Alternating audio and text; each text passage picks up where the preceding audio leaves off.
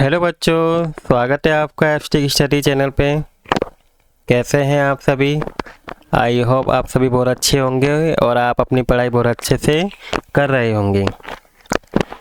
मैं आज की इस वीडियो में आपके लिए लेकर आया हूँ क्लास 8 का साइंस का सिलेबस, जो 2025 और 26 के सेशन के बच्चों के लिए है। आपके इस साल के एग्ज़ाम में, मिड टर्म के एग्ज़ाम में और फाइनल टर्म के एग्ज़ाम में कौन कौन से चैप्टर आने वाले हैं वो मैं आज आपको बताने वाला हूं। तो आइए देखते हैं कौन कौन से चैप्टर आपके एग्ज़ाम में आएंगे।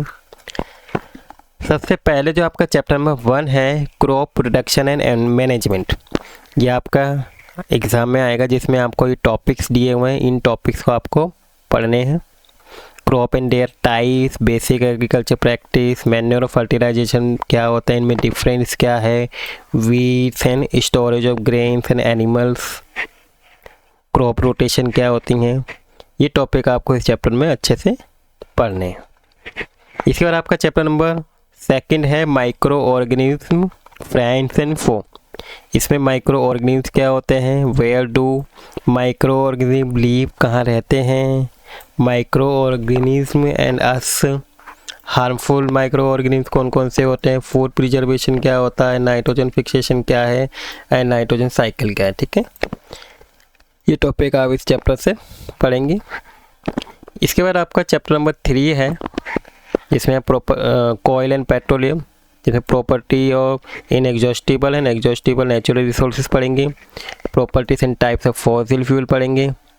ठीक है, पेट्रोल, नेचुरल गैस एंड कोयल के बारे में पढ़ेंगे, कॉन्स्टिट्यूंट्स पढ़ेंगे, पेट्रोलियम एंड उनके यूजेस क्या है, रिफाइनिंग ऑफ पेट्रोलियम किस तरीके से होता है, पेट्रोल को सेव करने के क्या क्या तरीके हैं, and some natural resources are limited हैं, उनको किस तरीके से हमें यूज़ करना चाहिए।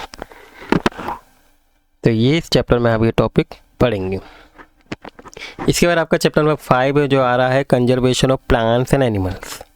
डिफोरेस्टेशन क्या होता है, conservation of forest and wild animals, biosphere, flora and fauna क्या है, endemic species, wild life sanctuary, natural park, red book delta, ये कुछ टॉपिक है जो आप इसमें पढ़ेंगे। इसके बाद आपका चैप्टर नंबर 8 है फोर्स एंड प्रेशर, जिसमें फोर्स क्या है, ठीक है, किस तरीके से फोर्स एग्जर्ट होता है, ये force can change the state को चेंज कर सकता है। ठीक है, contact force, non contact force, pressure and pressure exert by liquid, ये कुछ टॉपिक है जो आप इस चैप्टर में पढ़ेंगे। इसके बाद आपका नेक्स्ट चैप्टर है फ्रिक्शन। फ्रिक्शन क्या है, उनके इफेक्ट्स क्या हैं, फ्लूइड फ्रिक्शन क्या है, व्हील रिड्यूस फ्रिक्शन, ये कुछ टॉपिक है जो आप इस चैप्टर में पढ़ना है आपको। तो ये है आपका मिड टर्म के सिलेबस, जिसमें आपके ये चैप्टर आ रहे हैं। एक बार देख लेते हैं कौन कौन से चैप्टर हैं आपके। आपका चैप्टर नंबर 1 है, ठीक है। इसके बाद आपका चैप्टर नंबर 2 है, ठीक है। इसके बाद आपका चैप्टर नंबर 3 है, चैप्टर नंबर फिर 5 है, 4 आपके नहीं है, ठीक है। और इसके बाद फिर चैप्टर नंबर 8 है और फिर चैप्टर 9 है। ये चैप्टर है जो आपके मिड टर्म के एग्ज़ाम में आएंगे, जिनको आप अच्छे से लर्न करना है। मिड टर्म के बाद आपको कौन कौन से चैप्टर है जो पढ़ने होंगे, जो सबसे पहले जो चैप्टर 4 कंबशन एंड फ्लेम, ये पढ़ेंगे हम। कंबशन क्या है, इसको किस तरीके से हम फायर को कंट्रोल कर सकते हैं, types of combustion and flame क्या होती है, और फ्लेम का स्ट्रक्चर क्या है, फ्यूल एंड फ्यूल एफिशिएंसी क्या होती है, ये आपको इस चैप्टर से पढ़ने हैं।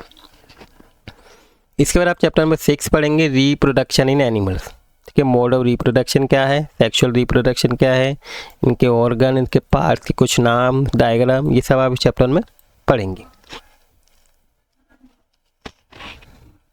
इसके बाद आपका चैप्टर नंबर 7 है reaching the age of adolescence.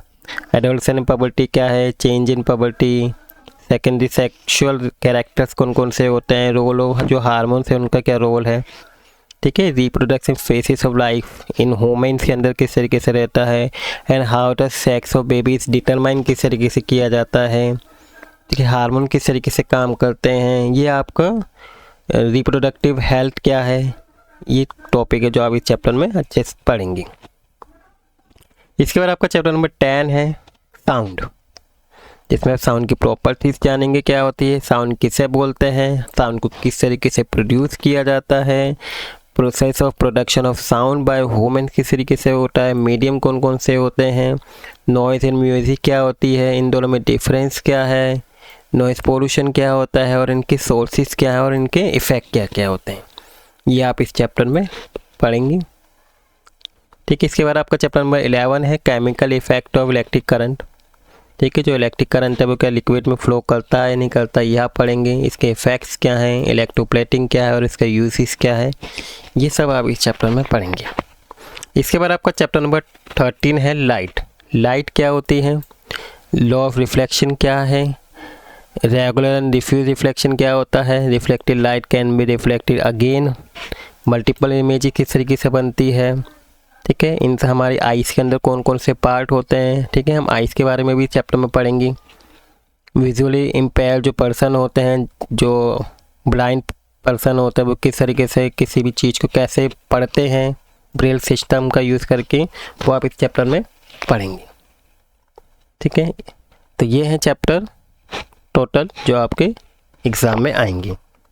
तो आपका जो एनुअल एग्ज़ाम है, एनुअल एग्ज़ाम में यहाँ पे देखिए लिखा हुआ है कि in annual examination question will be asked from the entire syllabus, यानी कि मिड टर्म और फाइनल टर्म को जो भी सिलेबस दिया हुआ है ये पूरा ही आपके एग्ज़ाम में आएगा, एनुअल एग्ज़ाम में। ठीक है, तो आई होप बच्चों आपको समझ में आ गया होगा आपको कौन कौन से चैप्टर आपके एग्ज़ाम में आने वाले हैं और हर चैप्टर से कौन कौन से टॉपिक आपको अच्छे से पढ़ने हैं। और आप आई होप आपको वीडियो भी अच्छी लगी होगी।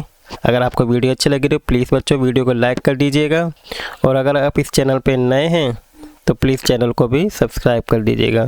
Thank you for watching video.